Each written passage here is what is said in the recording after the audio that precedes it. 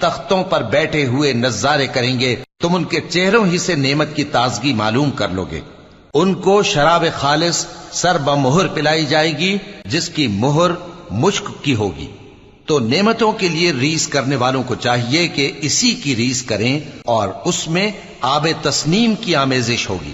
وہ ایک چشمہ ہے جس میں سے اللہ کے مقرب پیئیں گے۔ جو گناہگار یعنی کفار ہیں وہ دنیا میں مومنوں سے ہنسی کیا کرتے تھے، اور جب ان کے پاس سے گزرتے تو حقارت سے اشارے کرتے، اور جب اپنے گھر کو لوٹتے تو اتراتے ہوئے لوٹتے، اور جب ان کو یعنی مومنوں کو دیکھتے تو کہتے کہ یہ تو گمراہ ہیں، حالانکہ وہ یعنی کافر ان پر نگراں بنا کر نہیں بھیجے گئے تھے۔ تو آج مومن کافروں سے ہنسی کریں گے کہ مسندوں پر بیٹھے ہوئے ان کا حال دیکھ رہے ہوں گے۔ آج کافروں کو ان کے کاموں کا پورا پورا بدلہ